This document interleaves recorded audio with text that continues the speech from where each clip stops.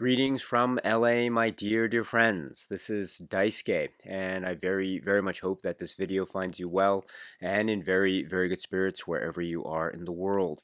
And today, if you don't mind, I would very much like to continue on with our journeys, our discussions, our discoveries, and our explorations with respect to the recent releases made by the Criterion Collection during this year of 2024.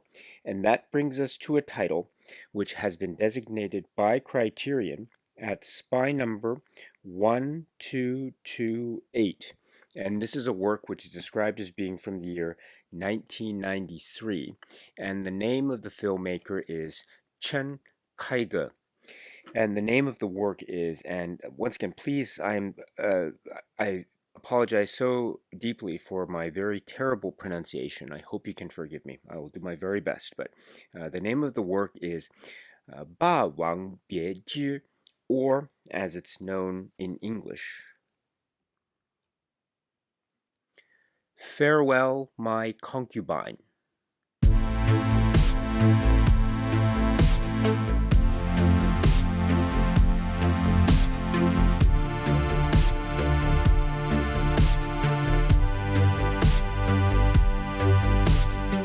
This is the work, this is the towering achievement from the director, filmmaker, artist Chen Kaige, and it is based upon the novel by Lillian Lee, and the cast, the incredible cast of this work includes, for instance, Zhang Fengying and Gong Li and Leslie Chung and others in this film that's traversing many time periods. It is covering its sort of historical epic on the one hand, and perhaps on the other, at the same time, it is this intense human drama about relationships and love and passion and deceit and betrayal. And my goodness, when it's painted against the backdrop of these shifts of historical currents, also intertwining or connecting the cross current of art and opera,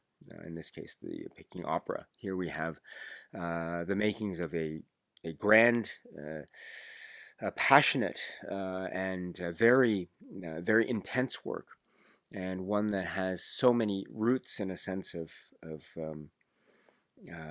understanding and a kind of accessibility, while at least in terms of my own cinema journey, being a really important one, and when I discovered it early in my life, in terms of the discovery of Chinese cinema, and specifically what's oftentimes referred to as Chinese cinema of the fifth generation filmmakers, among which Chen Kaige is considered a prominent and important figure. And I'm speaking of this work, which is, again, I'm so sorry for my terrible pronunciation of the Chinese language, Mandarin language. I hope you can forgive me. But this is the work which is Ba Wang Bie, Ba Wang Bie Zhi, or as it's known in English, Farewell, My Concubine. So, so I might have mentioned it already at the at the outset, when just speaking about it just now. But let me just take a step back here and say that I was. I was kid, adolescent, teenager in the early 1990s, and we still had the VHS stores and the video stores back in the day. It was a glorious time to be a film watcher and a film lover. My education in terms of cinema journey and my knowledge of cinema is now very shallow and very limited right now, in my old adult age. And it was even more so in terms of my time as an adolescent teenager growing up. My knowledge of cinema has and always been very shallow. But one thing that I think I was very fortunate was to be able to be part of the scene, or to be part of the sort of customer base when a lot of these videotape releases, home viewing releases were made, and of films that I think up to then, hitherto, perhaps would never have been made available. So it was all about availability. It was all about what would be the next hot item to rent from the video store. And in that slate of titles, I think one time in the early 90s came this film, which is Farewell, My Concubine. And it had, I think, if I remember correctly, a kind of white VHS box with the figure, which of course is Gong Li, and it's Gong Li who is the character of Ju Xian in the film, and it's actually a very you've watched the film, you can recognize that it comes from a really key scene somewhat later in the film involving Jushan, and indeed the triumvirate of key characters in the film, Jushan being one, and then Leslie Chung and Zhang Fengyi, who portray as adults Chen Kaige and Duan Xiaoluo. So the three of them are in this really key critical scene, and Jishan Gong Li's character is sitting, looking at what is going on, and I think it's this moment that's captured in the VHS cover that was decided upon when the film was released, again in fairly wide accessibility in the sort of early to mid 90s, if I recall, and it was part of that, I think, blockbuster video era of videos. I think it was quote unquote the foreign film section of the blockbuster video, end quote. But it was a big deal. It was a really big deal to be able to watch Farewell, My Concubine at that time. I had never seen it in the theater, but I saw it on VHS tape because I was at the time, part of me in my cinema journey was becoming very curious about films that I had not seen or had at the time not heard of or wasn't aware of. And Chen Kaige and indeed other filmmakers from the fifth generation mainland China filmmaker sort of generation, or the filmmaking scene. They weren't at all entering into my radar until this time. And when I saw the film, when I rented the film and saw the film Farewell, My Concubine, I wasn't really I wasn't prepared for what it was I was seeing and had seen. It took me quite it took me a long time to recover, in a manner of speaking, because I was so involved in the the goings on of the characters. I was rooting for them. I was really involved with their stories. I felt like I was falling into the world, in a manner of speaking. Admittedly, not necessarily understanding or keeping up with all the historical currents of the coverage that the film was basing its pace on. So, I'm not the best student of history, but uh, over time, as I began to get a better grasp of historical events, let's say on a sort of a student of history level, I would revisit this film Farewell, My Concubine, and that base experience of watching this film just grew even more and more in terms of the sweep of the historical current that even further compounded the way I was viewing this very passionate and very intense love story, or love stories, and stories of betrayal and stories of disappointment, shattered disappointment, and a kind of emotional recovery to the point of almost a soulful transformation that leads to a kind of moral exhaustion that I think is all stirred up at the very heart and soul of this film, Farewell, My Concubine. And therefore, for me, it remains a very important film for me in terms of my own cinema journey growing up again into teenage years when I first discovered this film. Part of that VHS blockbuster generation of sorts. And then now, years later, with not just 4K restorations, but also really fantastic new releases from the likes of Criterion and indeed others, we have Farewell, My Concubine now being made available once again, and with a kind of restoration to boot. And I'll talk about the restoration a little bit later, but I should say let me just cut to the chase about the restoration. I think it looks fantastic from my point of view. but we'll talk a little bit more about that later. But this has always been a kind of eye-opening film for me, and it it it sort of inspires within me a whole swell of emotions, sometimes contradictory and sometimes very difficult. Um, it's an incredibly intense work, and it's one that I think um, is oftentimes very difficult. There are scenes of great intensity, and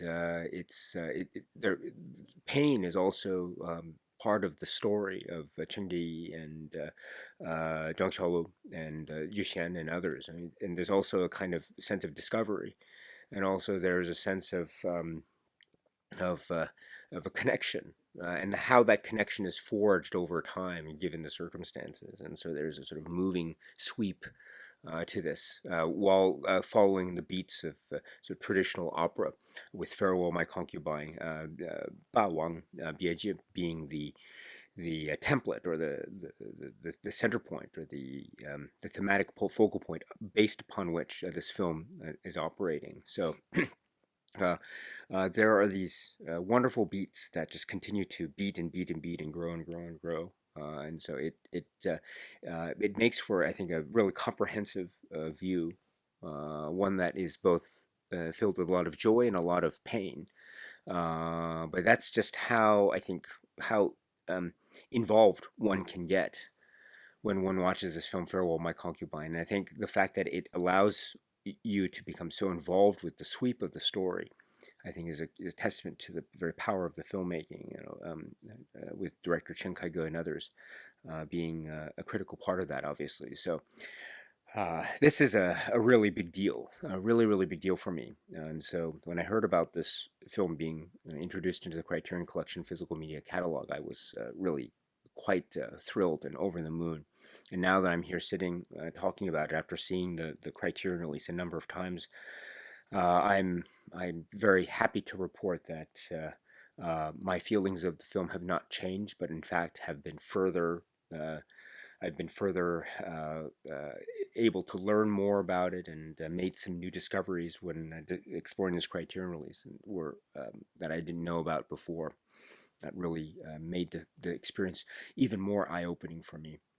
This is such a deep film, and one that is, I think, centered upon the plot or story structure. So let me now just go very quickly to the plot or story structure of Farewell, My Concubine. Again, um, I'll try to dance around the plot points, and I'll try to be as vague as possible for the benefit of those who have not yet seen this extraordinary film, Farewell, My Concubine. But we can speak about this film. It charts various, excuse me, various say currents of history of China. Starting from, I think, circa or approximately 1920s China, sort of the sort of the end of a kind of run, historical age or run, ending in the 1920s, entering into 1930s, 1940s, the Pacific War and war with Japan, which has, of course, global implications in the late 30s, early 40s. And then it goes into the period of the 1940s and 1950s with the nationalists and the communists in mainland China, and then going into 50s and 60s with the communists'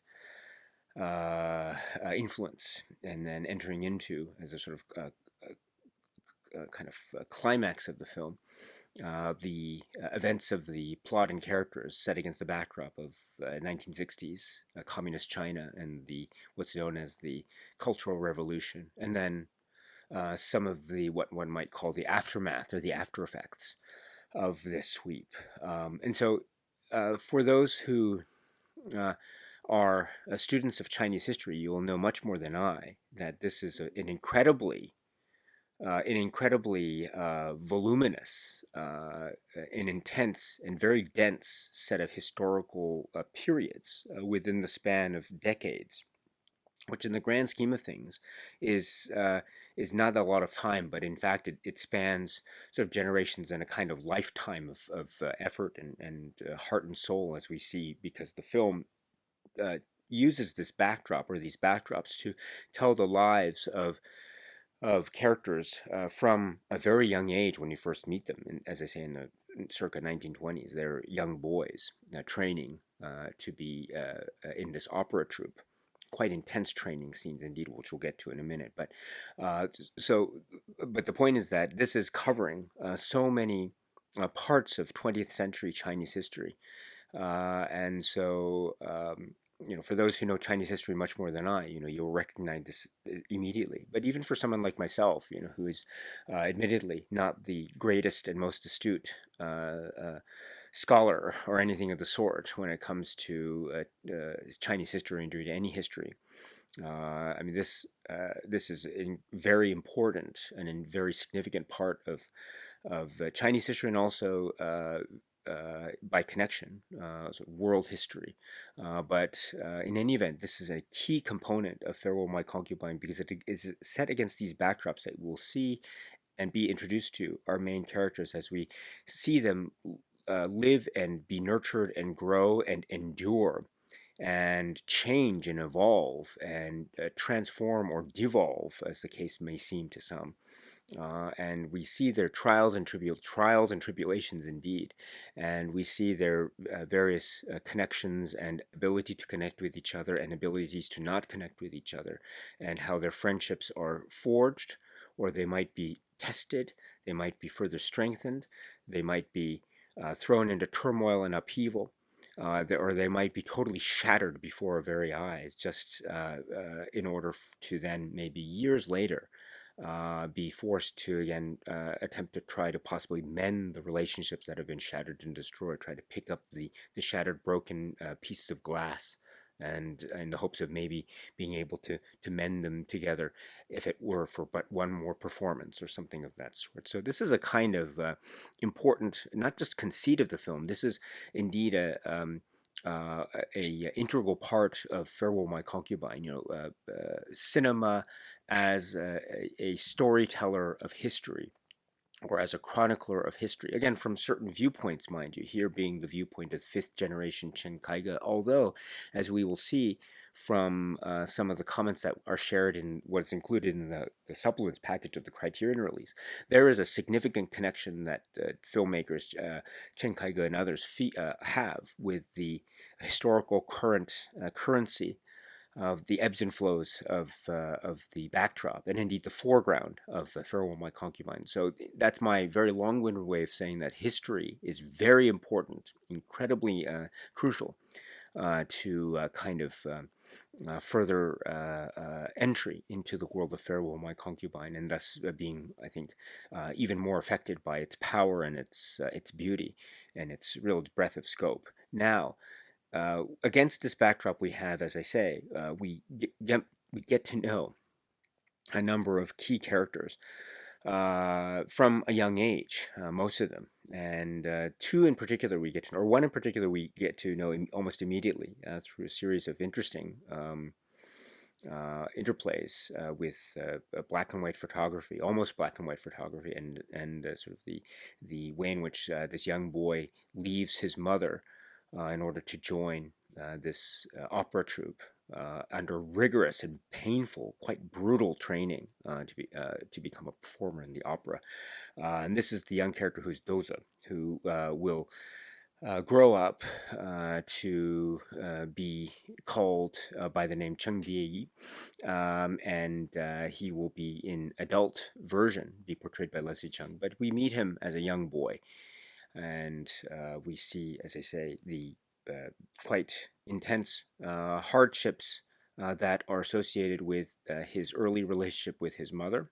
And then we also see how that has some relationship with the circumstances of him entering into the opera troupe. And then also the rigorous, quite brutal, and oftentimes very difficult to watch, because it's quite brutal and quite disturbing. But this is the nature of the the intense sort of tribulations and the intense adversity that one can say that those are the young child, the young boy is facing even at this early age. But one of the things that becomes a kind of outgrowth of this is we see almost this a way in which the art of the opera becomes almost a point of salvation for characters like those and other characters like Shito, which we'll talk about momentarily, who will grow up, of course, to become Duan Xiaoluo, who is the Zhang Fengyi character in adult version. But as rigorous and as brutal as these opera training scenes are in the early part of the film, and they are really difficult to watch sometimes.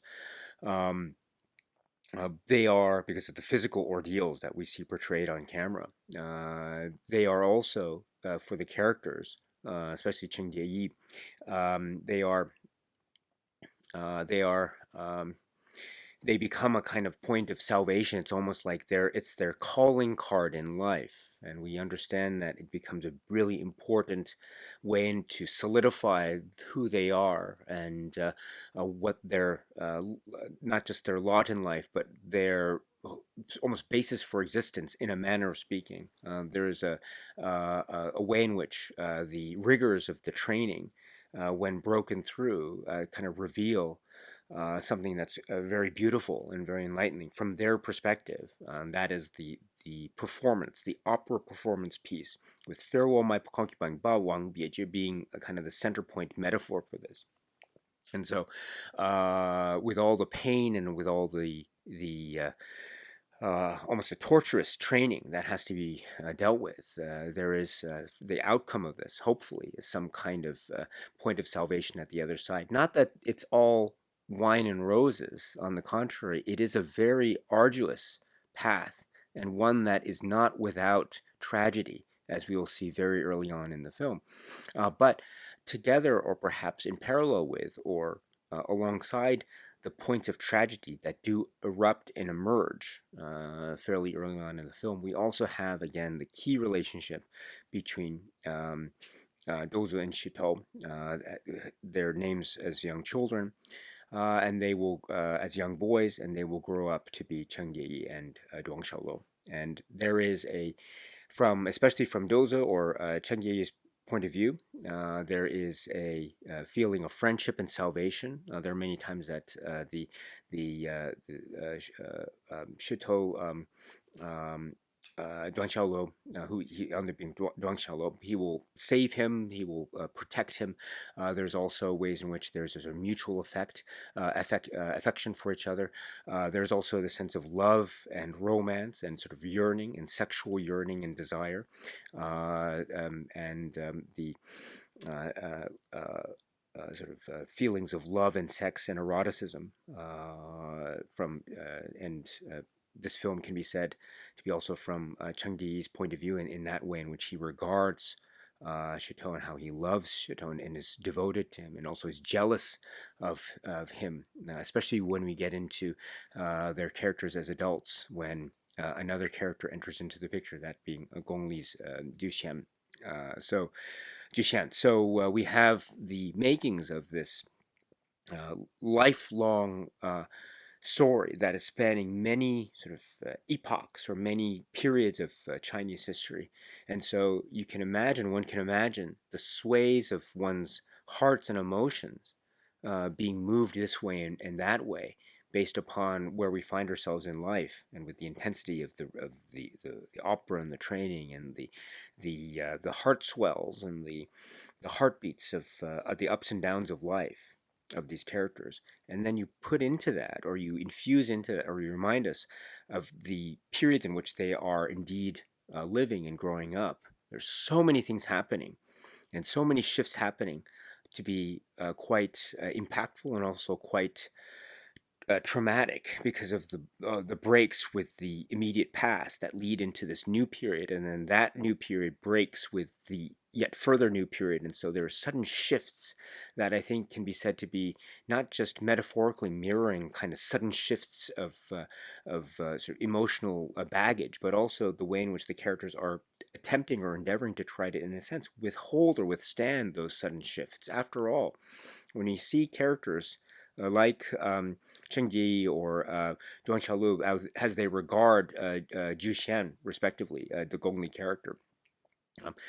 Cheng, for instance, the Leslie Cheng character, has a kind of jealousy towards Gongli's character because of the relationship that she has with Zhang Fengyi's character, who is Duan Xiaolu. Right, so there is this love triangle that is emerging on one subset of the film.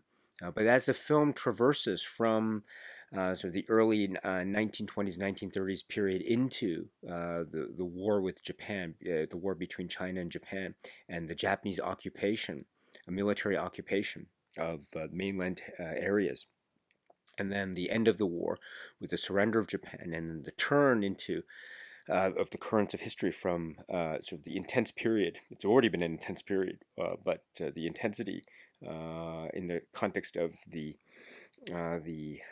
struggles between nationalist forces in China and also communist forces in China. Then we have this way in which alliances or allegiances on a sort of sub-political level, a militaristic political level, which are very much part of the, for instance, Chen Kaige story, how they have to be maneuvered and almost manipulated or even broken on a surface level in order to, in a sense, maybe feign a kind of political allegiance or perhaps even be done for the name of survival even. But the way in which relationships have been created and then need to be broken based upon the currents of history is one aspect. But how this is occurring while the characters' inner hearts and inner emotions are trying to maintain a kind of through line, this is the tug, this is the push and pull, this is the very essence of the tension, I would say, of Farewell, My Concubine, which it captures so well, namely with all the things that are happening, with all the changes that are happening, with all the currents that sway one from one pole to another. How is it that the hearts of these characters are able to maintain the same sort of fortitude and also perhaps maintain the same individuality, but also maybe get a sense to know each other and perhaps also transform and evolve along the way, perhaps for the better, perhaps not. But this is the kind of tension that we see rendered so brilliantly in the film Farewell, My Concubine, thus making it, I think, not just a grand entertainment, but really quite profound. And when we get into these sudden shifts and shocks, we see just the extent, or not just, we see the true extent of how this affects our characters. Perhaps our characters are able to withstand these shocks. For instance, when we have the change from sort of the tensions and struggles between nationalist forces and communist forces into communist rule of China, we understand too that this also turns the tide, at least perhaps public facing, turning the tide with respect to social strata and class considerations seeping into effects of how opera is conveyed and how opera is viewed, from a kind of bourgeois critical standpoint, as we see in certain critical scenes somewhat later in the film, and how our characters Chen and Duan and Jushan need to withstand this, or perhaps unavoidably go along with the flow of things, because that's what the history and culture demands.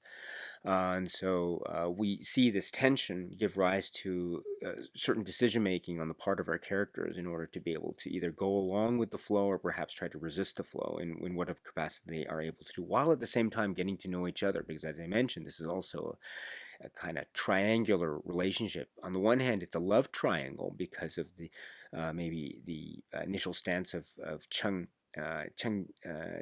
loving, having a really close, passionate, devoted relationship towards Duan Xiaolu, and then wondering whether that is reciprocated in terms of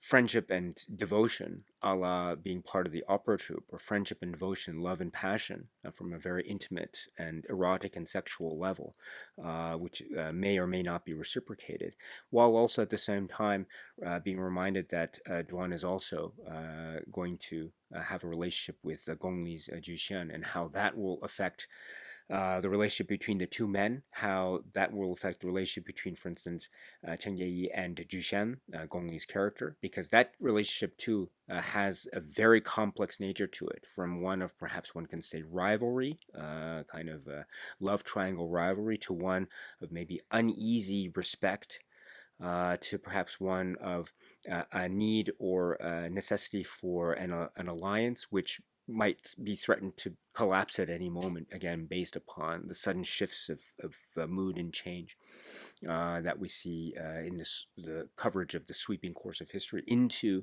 the 1950s and the 1960s, culminating in many ways with the treatment of the characters and how they need to deal with and withstand or perhaps succumb to the pressures that are, or the forces that are in many ways encapsulated in the phrase, the Cultural Revolution. So this is an intense work. This is an incredibly intense work, and it is one that leaves me shaken every time I see it.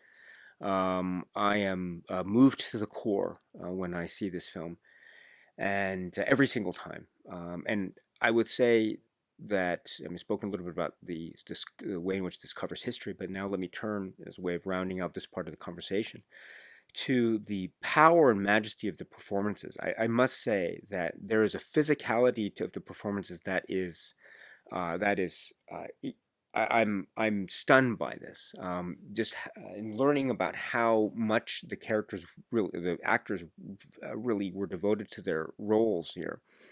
It's unbelievable. So I have to start, for instance, with Zhang Fengyi, who plays Duan Xiaoluo, the adult Duan, and he is, of course, in a very complex or complicated position in terms of his relationship with Gong Li's Jushan, and also his relationship with Chen Yi, Leslie Chung's character. So uh, he fills the role of the Jing role of the king or the master in the Ba Wang Bie opera, which is also the current metaphor of or the current sort of template metaphor for this sort of conceit of the film.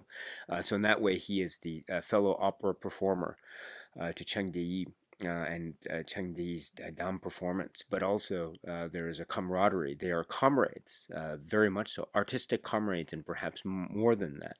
And then also there is this affection, which may or may not be reciprocated in the form of a kind of love and passion, which is also one of respect, and also one of intimacy and sexual eroticism.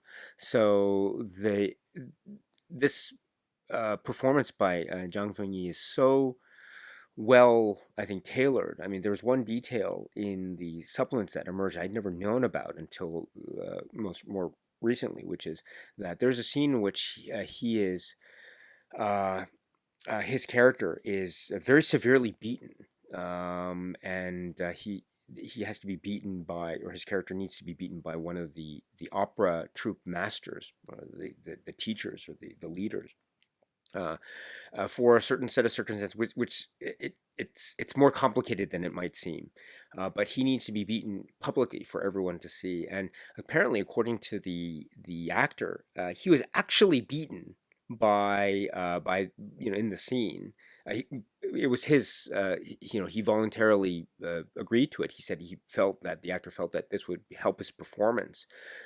So he voluntarily agreed to this, and he willingly submitted himself for the sake of the performance to this. So it was all voluntary. But the point being is that it looked very painful, and you understand the situation of this. It's I mean, there's no way that the pain could have been avoided. That's my point. And so the fact that he was able to subject himself to that, again, voluntarily, but also for the sake of the performance and for the sake of the film, I mean, that's one way in which the characters, I think, really have the physicality right down, because these are really physical roles too. I mean, take Gong Li as well, and her character's trajectory. There are so many things that happen to her character as well. And you can get a sense of a life being lived to the point almost of total emotional exhaustion at a certain point. which is an incredible feat. And then, last but certainly not least, Leslie Chung and his performance as Chen Yi. This is one of the great masterstrokes of 20th century cinema. I mean, there's a transformative aspect to Leslie Chung's performance here that is breathtaking. In many ways, it needs to be the most on purpose. It needs to be set up as the most eye-catching end quote of roles, because not just of the way in which the Chung character is situated in the drama, but also what he does in terms of his role in the opera.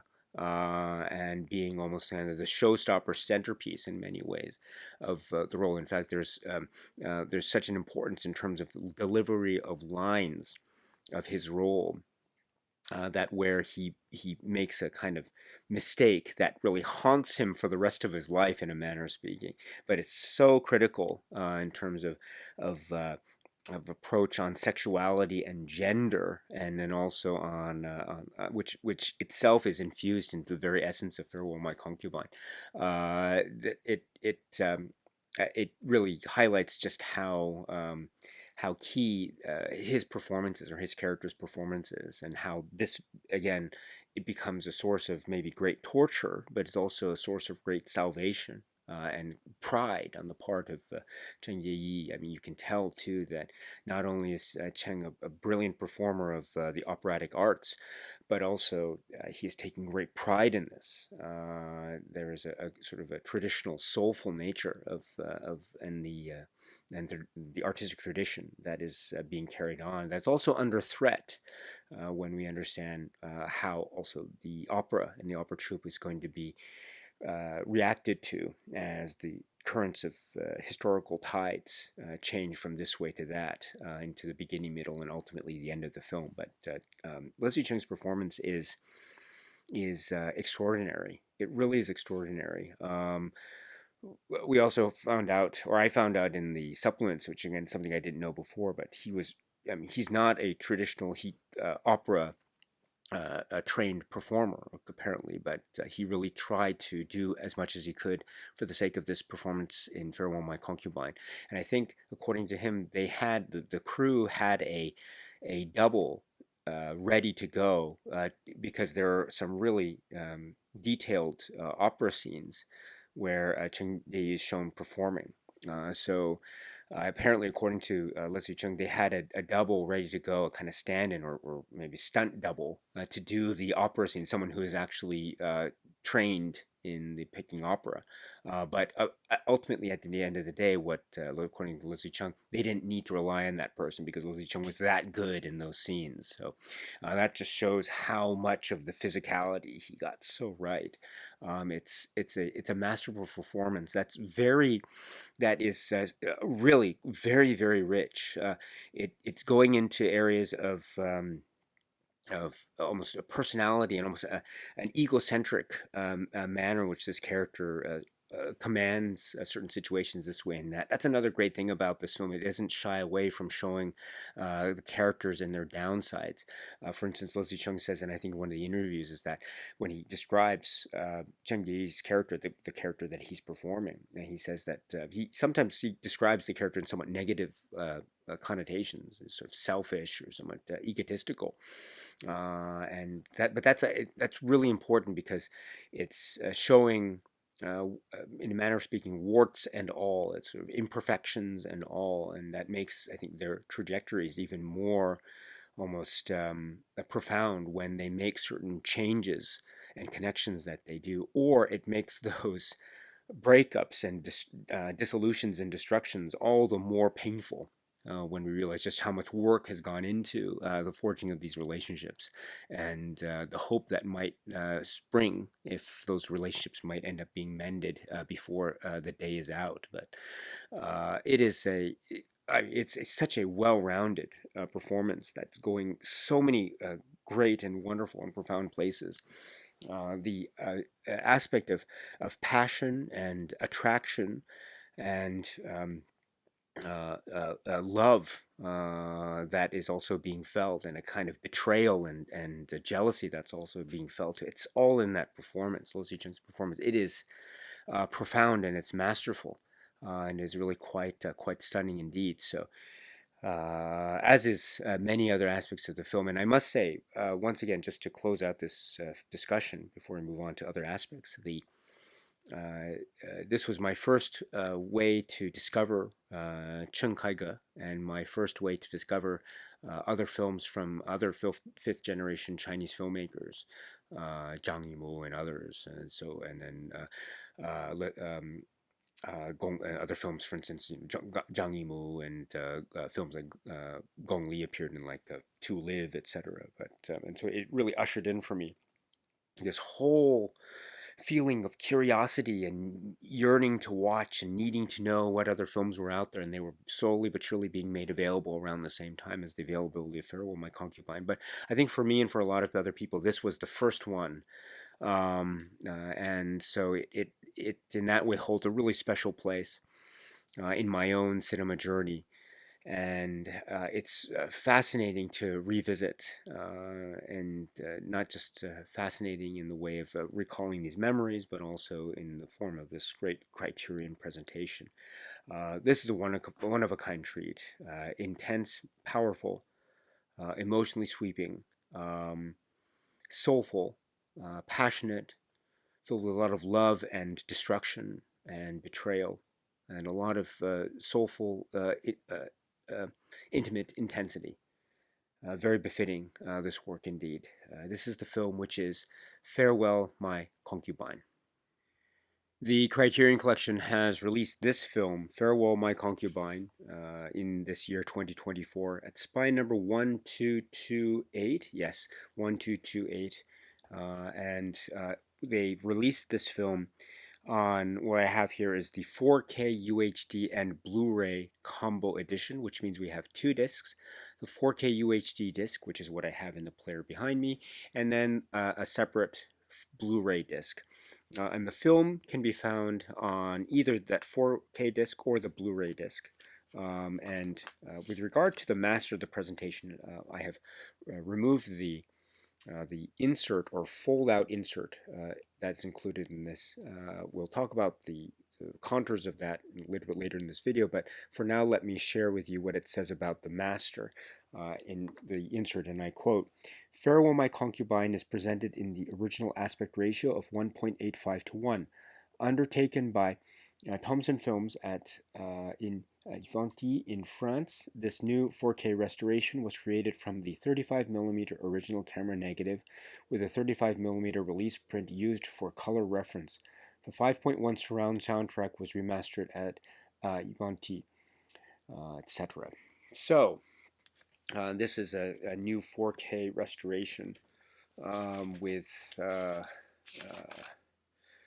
4K trailer, in fact, I think is going to be one of the supplements which we'll talk about here, so that you can see that as well. But as I mentioned, I was only able to watch this film in the context of the sort of earlier releases, and the first time I ever saw this film was the early uh, uh, the VHS copy of this, and so it was a stunner to watch even then. But to see it now in this 4K restoration, the way it looks, it's it's I mean, it's unbelievable. Now, it's not overly pristine. How should I put it? It doesn't overly, I don't feel like, and again, I apologize for my terrible command of technical jargon here. I apologize, but from my subjective viewpoint, this is a film that is made in the 90s, and it's a film that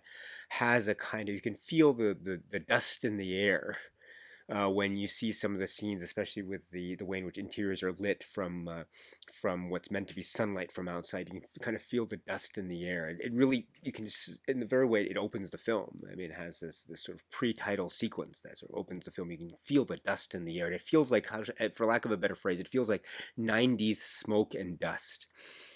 And in many ways, that could have been one of the areas in which restorations might remove that stuff. But the fact that it's still being preserved, and you can feel that ambiance, I think it's so great.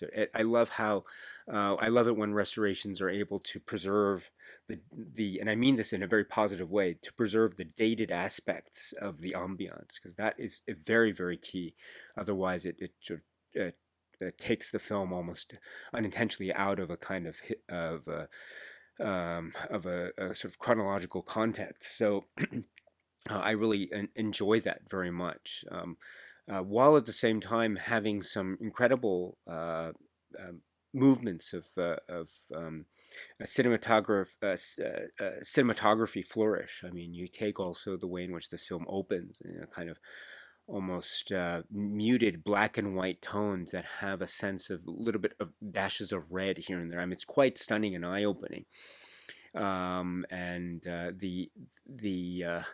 the interesting way in which colors, which perhaps at their most historically intense, might seem the most faded. And I think about, for instance, some of the scenes that occur later on, say in the scenes involving the Cultural Revolution. I mean, these are scenes that involve incredibly intense emotional moments, very, very emotionally intense scenes to the point of heightened tragedy. And it's these scenes that have the highest amounts of passion, but they're almost drained of color, which is this great contrast. The makeup is broken down in terms of sweat and blood and tears.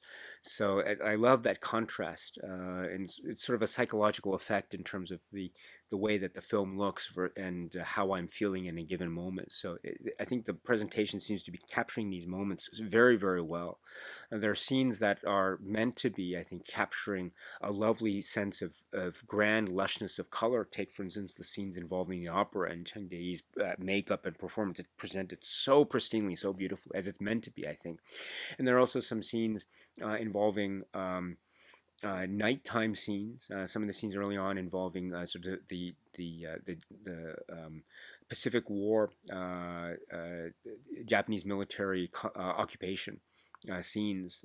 There's a lot of, and then also the aftermath. There's a lot of scenes involving nighttime areas in sort of closed, enclosed spaces, trial scenes or tribunal scenes, etc. So those interior, almost claustrophobic scenes are handled very well, and also the scenes of great import, historically anyway, large crowds, movements, revolutionary things that go almost to the point of chaos are also captured quite well. So this film is inherently, I think, a mix of very different or seemingly opposing tones, but are captured comprehensively so very well and blended in so very well. And so I'm the way, as I say, this is being presented here.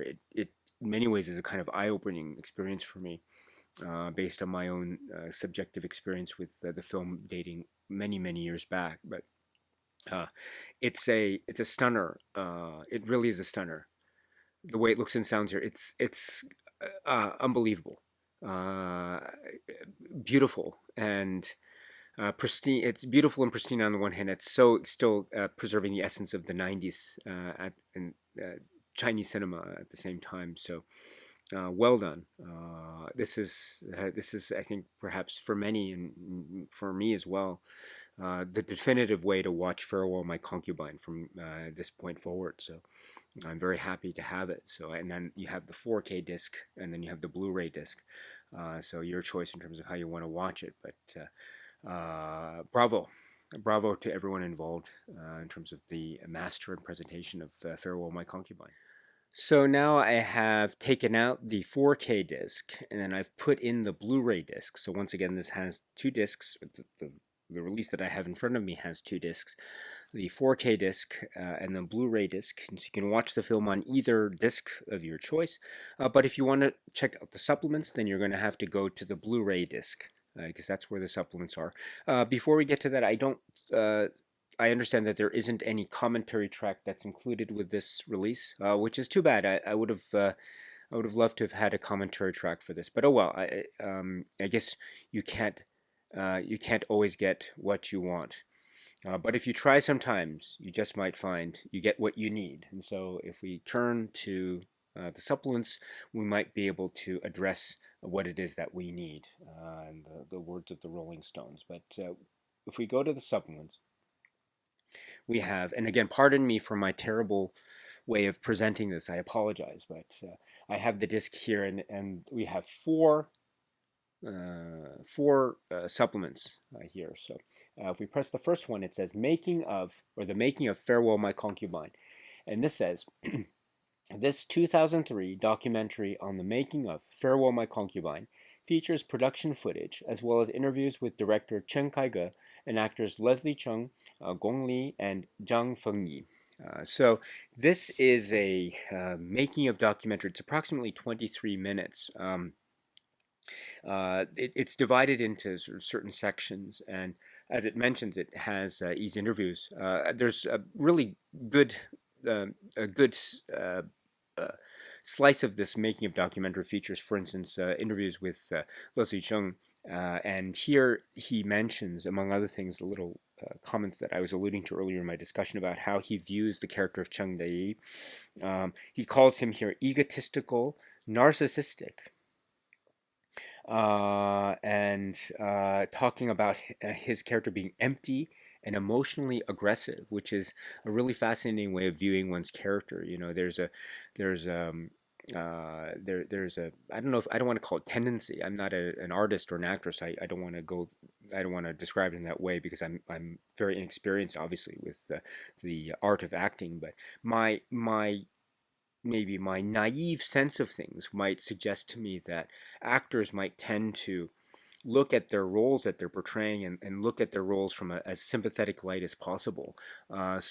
From my naive standpoint, it to me is very interesting to hear Leslie Chung describe the character that he's portraying in this way. But maybe he's doing it in a way, not again as a definitive knock on the character in a negative in a way, but really as a kind of need for a true breadth of acknowledgement of sort of the entirety of the character that he is assigned to portray, which I think therefore is a very interesting, but also I can definitely then understand the artistic need and import for that type of viewpoint. It's quite refreshing in that way, to be perfectly to also to add to that as well. So because in many ways it's true, or I can see where he's coming from. I mean, the character is quite egotistical in a lot of ways, in many ways. That has bearings in terms of what will transpire vis-a-vis, say, his relationship with the Zhang Fengyi character, the Gong Li character, etc. So, and that also, I mean, it also could be in many ways one of the keys in which we might endeavor as viewers to understand the reasons why Chen Kaige makes some of the choices that we see him making, and some of the choices are quite stunning and profound, especially when we are reminded of the historical backdrop of this film. So this is a great set of conversations with Leslie Chung about this. And also he mentions elsewhere about how he was not formally trained as an opera in the opera. So in that way, perhaps he was somewhat inexperienced, but he tried really hard because the opera scenes are also very much integral to, excuse me, or integral to the scenes of Chen Yi and others. So, but as he mentions, according to him, they had a stunt double ready to do the opera scenes, but they didn't need him because Leslie Chung was that good. So bravo for being able to do that. Excuse me, it's a testament to the greatness of his performance. Then also other people are interviewed here. For instance, Gong Li, talking about the character that she portrays, Ju Xian. She describes her as being magnanimous and big-hearted, and also uh, there's also conflict that she undoubtedly feels with both of the characters, the other main characters that are in the film. And there's a really one of the really, I mean, it's all interesting, but one of the complex enigmas of the film, which is so fascinating, is that relationship between her character and Leslie Chung's Chen Di character. I mean, it's such a complex one. It's bordering on rivalry, jealousy, and also maybe a kind of mutual respect, which evolves in this very organic way. And I love how Gong Li refers to that. um, as a kind of uh, ability or inability on her character's part to understand Chen Yi. So that's great. And then also there's a conversation with Chen Kaige, the director, speaking about um, uh, the approach of this film and how this is a film that's about history, but also he acknowledges that this film is being made in early 90s, circa 1992, released in 1993. So he had to acknowledge that this is a 90s film about a historical occurrence, and so in that way he is able to tell stories, or he's able to incorporate feelings and concepts and aspects of character and plot that might have been quote unquote taboo for whatever reason in the periods that the films are set, like the 20s, 30s, 40s, 50s, 60s, but are not necessarily quote unquote cinematically off limits, end quote. But in fact, in the 90s, there is more ability and more room for certain topics to be discussed in films that are being made in the 90s. That's what he mentions here. So he mentions how maybe the historical periods in which he was referring to, or where the film is referring to, would not necessarily have made room in sort of the public arts, and then cinema, etc., from the maybe 40s, 50s, and 60s, would not have made room necessarily for stories and discussions and characters about sort of gay romance and love and gay characters. And so here we have a discussion in a 90s film by Chen Kaige, starring these characters with a main character, Chen Yi, who is portrayed by a very popular a film star, a Hong Kong film star, singer, and performer.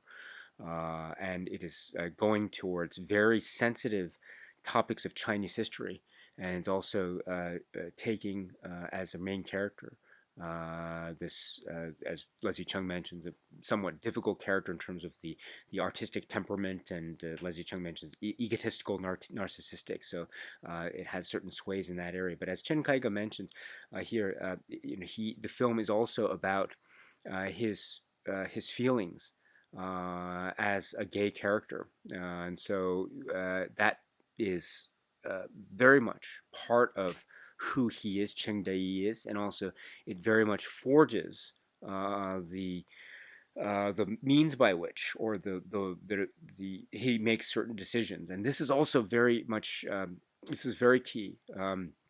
The And also things that are spoken and not spoken too, because as I say, there are so many things that are that part of the milieu, and things that maybe aren't mentioned or aren't shown on screen, but that there is a certain understanding of what happens, a certain understanding of why characters might drift apart or come together. And a lot has to do with how much of the feeling of passion and emotion and love that Chen Yi is shown to be feeling and having towards Duan Xiaolong. And so that needs to be expressed, as I say, and understood, as Chen Kaige says here. It needs to be expressed and understood in many ways, but one primary way is the way in which Chen really loves and is attracted to, and maybe is and desires Duan Xiaolong. And so that presentation, or that portrait of Leslie Chung's Qing Dei from the sexual standpoint is also very key to the success of this film. Farewell, My Concubine, incredibly important. So it's the fact that it's done in this way. As Chen Kaige mentions here, is very, very critical to the success of this film. So, and then we have Zhang Fengyi as well, who is speaking here about there was the intensity of some of the scenes in this performance. They talked about a scene involving a beating. He recounts what that is. So, yeah, it's quite an intense scene. But and also there's ways in which this film was handled after it was finished production. I mean, it has a very very difficult road after it was finished wrapping filming, but then at what stages it would be released in Chinese theaters, the way in which the Chinese government reacted seemingly to the film. Um, but also how this, I mean, was considered quite a controversial film from that standpoint.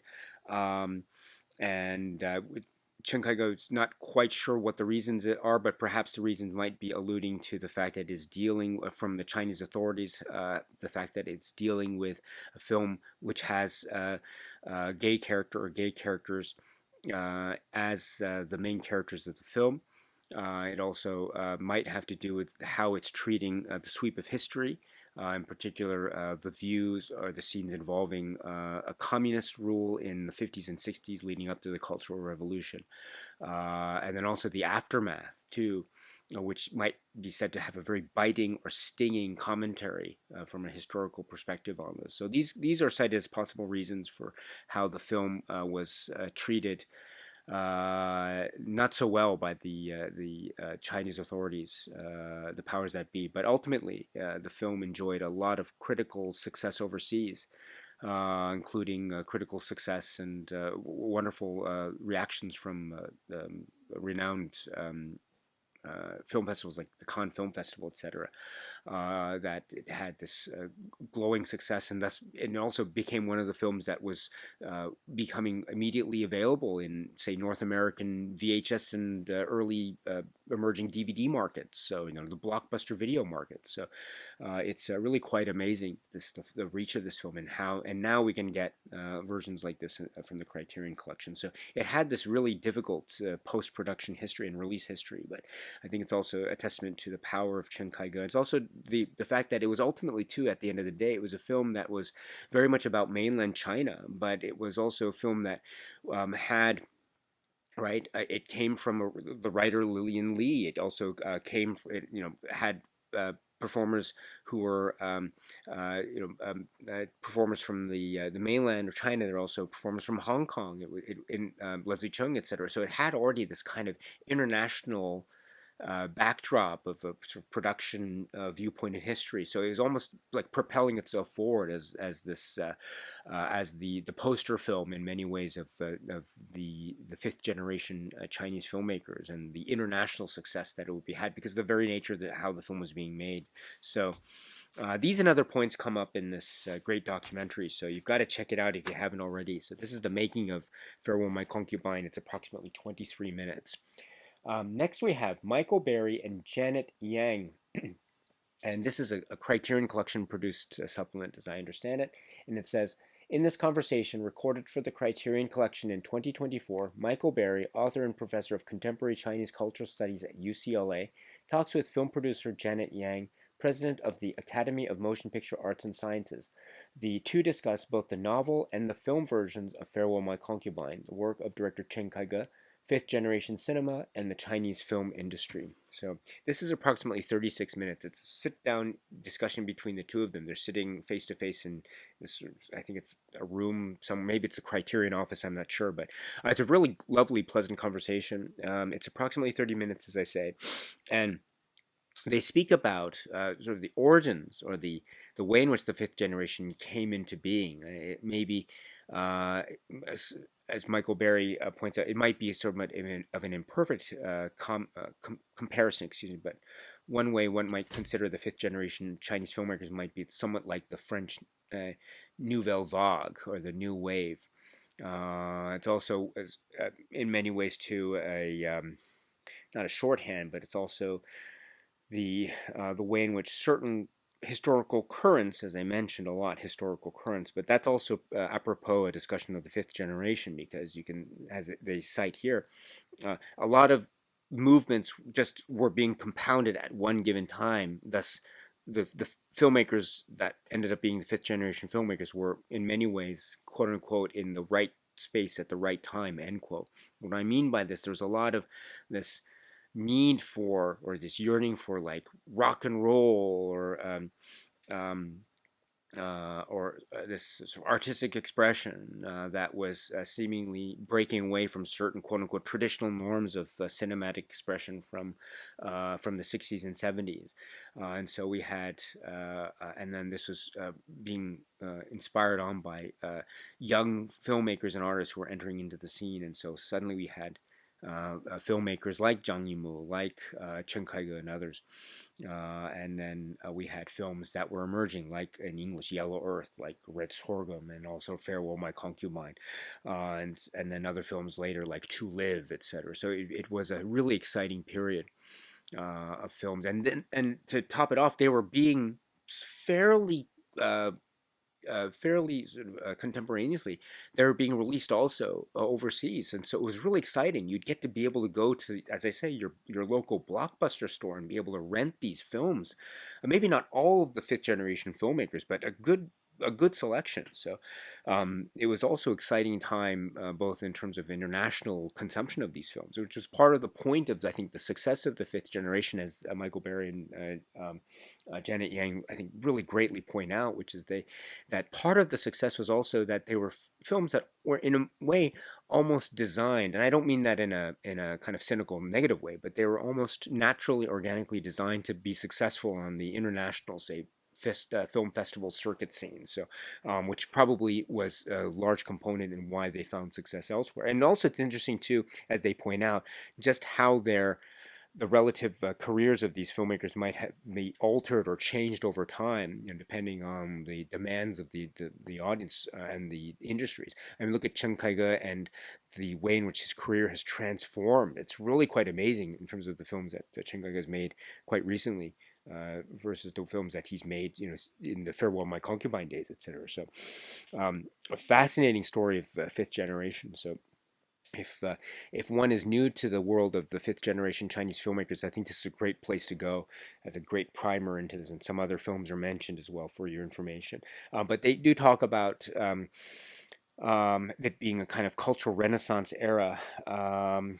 And also, there's a sense too of working together, and like the music by Zhao Jiping for this film is an example that the site in terms of sort of a group effort or group dynamics. Great music, by the way, and also too the content of a lot of these films, and they take Farewell My Concubine as a great example of this, which is the idea of taking what might be considered quote unquote traditional art forms or traditional sources of, say, of culture or folklore or art. In this case, one can say it's the opera.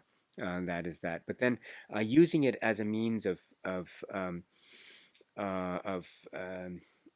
it's telling stories of what of political intervention. Or I think what Michael Berry mentions here, in the Janet Yang conversation mentions here, cinematic meditation on how to negotiate those political fissures, which I think is a really profound statement, a description to be made here. So, and Janet Yang also has this really deep personal history with the efforts of having these films made in China, reaching international audiences or audiences, say, in America and North America. So really deep connections that she has, talking about how she met some of these filmmakers as well, Chen Kaige, etc.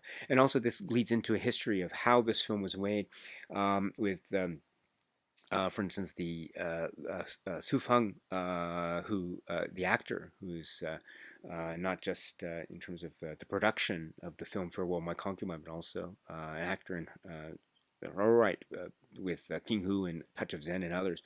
But then being able to get the rights to the novel by Lillian Lee, and then ultimately deciding upon Chen Kaige as the director of the film. And then I think there's a legend that's mentioned. Legend has it that one of the directors that could have been considered for Farewell My Concubine was Zhang Yimou. So that would have been interesting. We're not sure if it's true or not, but if it is true, it's interesting. But what they do here is they also talk about the differences, the similarities and differences between the Lillian Lee novel and the ultimate film by Chen Kaige.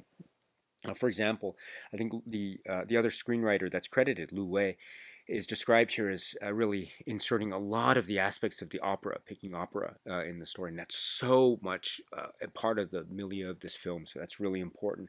Also, according to them, the Gong Li role, Ju Xian, is expanded upon. It's developed more, which is interesting. Also, there's two talk about how the book, the Linian Li book ends versus how the film ends. And so uh, I'm not familiar directly with the Lian Li work, unfortunately, but based on what, for instance, Michael Berry says, it sounds like maybe the way that the film ends is quite an artistically sound choice in terms of how to end the story. Let me put it that way. I mean, I'll try to be as vague as possible, but it is quite a memorable way that the story ends. So, but in any event, yes, and they talked to you about some of Lu Wei's influences. They mentioned the films. Um, some of the films that are cited by Lu Wei as the co-screenwriter as references, Mephisto, and also The Last Emperor. And The Last Emperor is interesting mention too. I think it's mentioned here as being, I think Janet Yang mentions it as having that film being described as the spiritual godmother of this film. That's interesting, really really interesting, and how it. Leslie Chung was a very popular pop star singer at the time, so in many ways this was like a new turn in his direction. And it was also mentioned too, I think elsewhere, about how um, again his character. It's one of the great performances, and in many ways it's almost like his breakout cinema role. I mean, he was already a huge star, but it's a breakout cinema role, and he mentions it in his interview in the other making of documentary how he was maybe reticent at first because he wasn't quote unquote an actor yet, but then when he became an actor or became comfortable in terms of his acting prowess, then he's able to say, I can take on quote unquote riskier roles or quote unquote more challenging roles, end quote. And so I think in that regard, I think the character of Chen Jie is one of the most complex characters, really really complex characters, but he does it so well. I mean, you can't imagine anyone else doing it. It's one of those iconic roles in any cinema period. It's amazing. So but in any event, uh, they also talked to you about how, and I didn't know this too, the original choice for Cheng Day was John Lone, which I didn't know.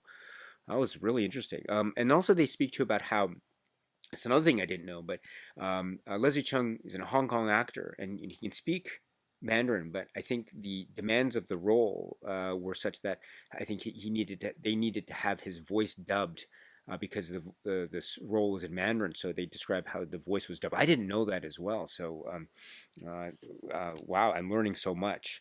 There are two aspects of the film that they speak about so well about the meanings of some of the names. Um, and like connections with transformation and butterfly in the context of Leslie Chung's character.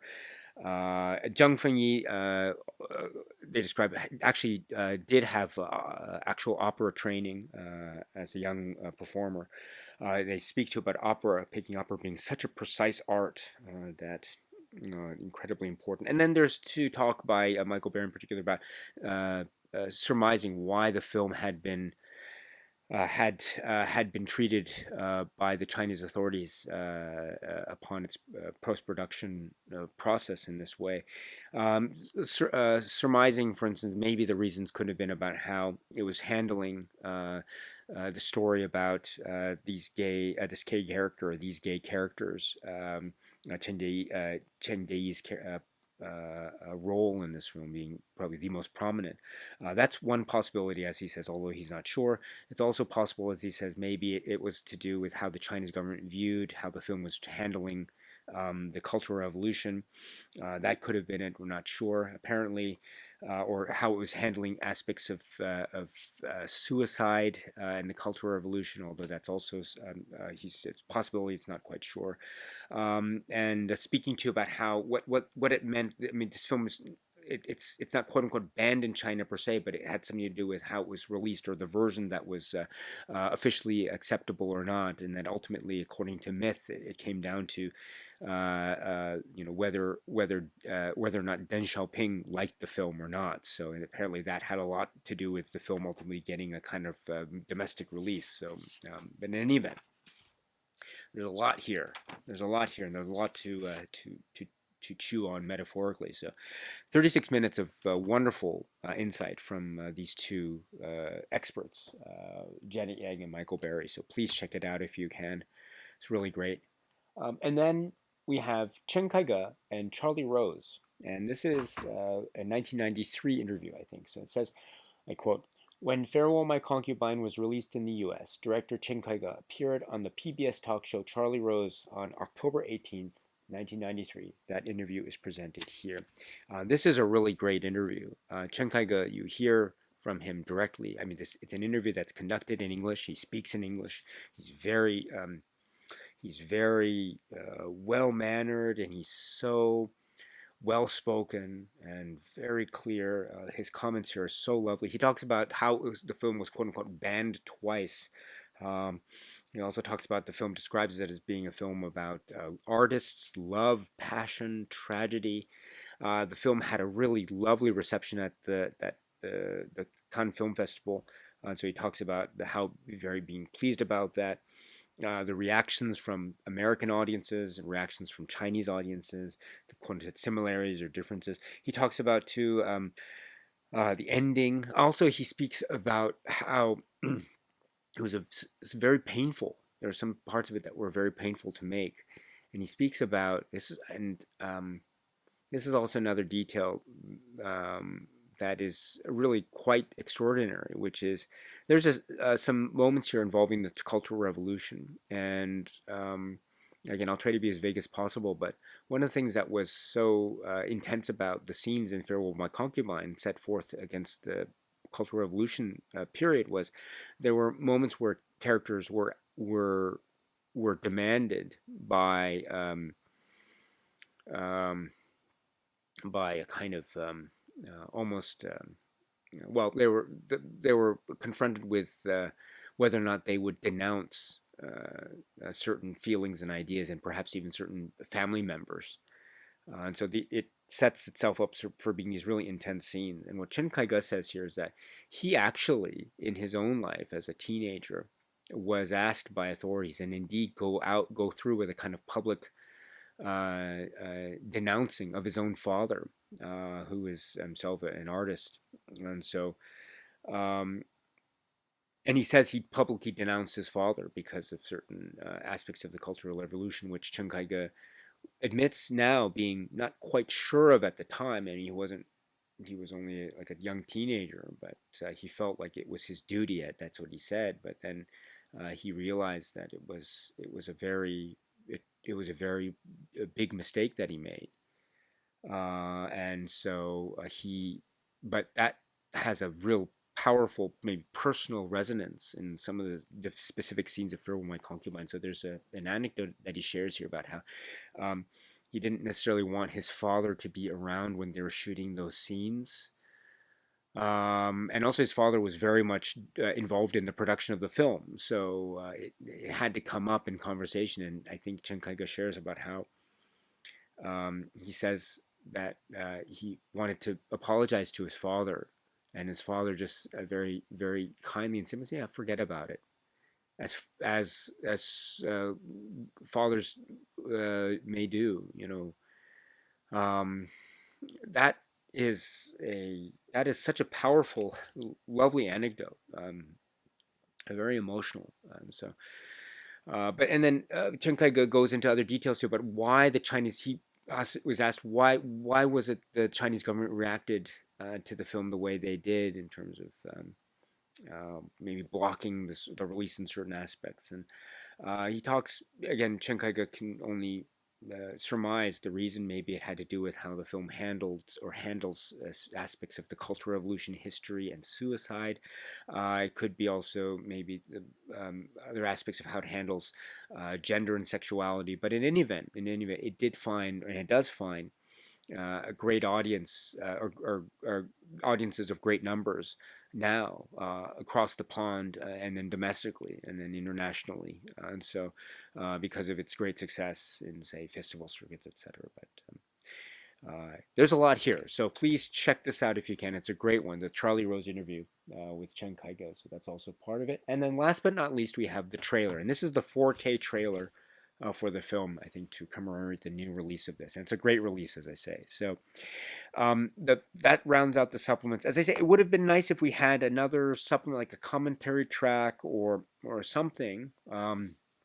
But I don't want to take away anything that's the greatness of what we already have. As I mentioned, I learned so much from this, and I continue to learn.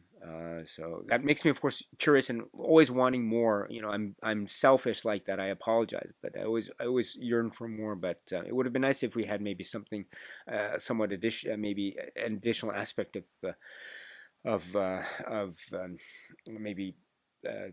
Discussion of the works of Chen Kaige in the long, his filmography or something like that. But in any event, what we do have is really excellent and outstanding. So please check it out if you can. These are the supplements included in the Criterion release of Farewell, My Concubine. And now, just to conclude my discussion on this, let me address some of the aspects of the physical media packaging and the physical media contours of this. We have this plastic case which houses the two discs. This is the 4K disc on the top, and then the Blu-ray disc here. They're both red with the yellow coloring there for the font. It's a lovely font, by the way. I think that there's a slight the red in the Blu-ray is slightly dimmer than the red in the 4K. I'm not sure if it was done on purpose. It's an interesting detail if it were, but it's a nice coincidence even if it weren't on purpose. But anyway, we have the great cover art here. I'm very much taken with this. According to the credits, art director Sarah Habibi, Eric Skillman, designer Eric Skillman. So. Really nice there. It would have been cool if this were a kind of digipack, and probably that also goes towards my feelings of the fold-out, which I'll get to right now.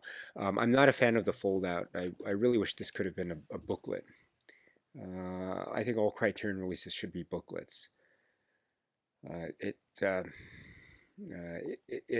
has a potential for more robust, staple booklets, or even glue-bound booklets. Would have been great.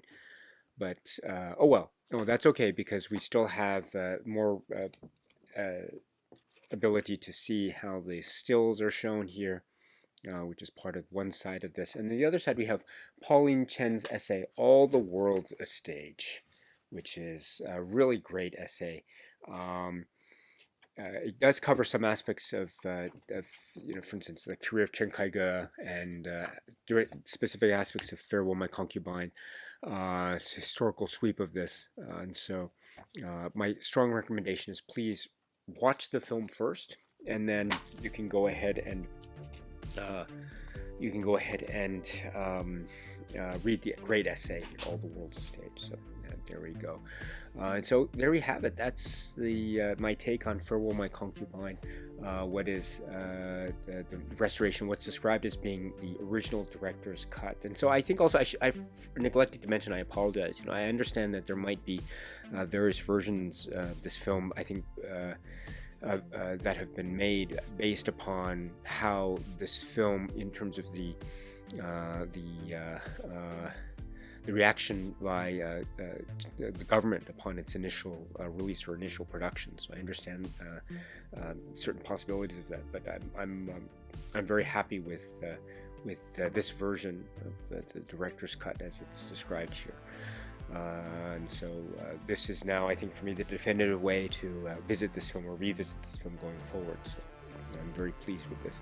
This is the Criterion release of this great film, Farewell, My Concubine.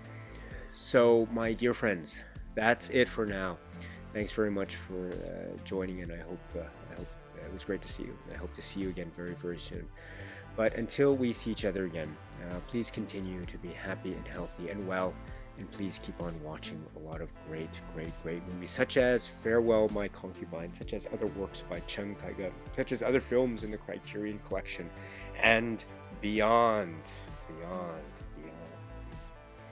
So until we see each other again, my dear, dear friends, stay strong, stay safe, and cheers.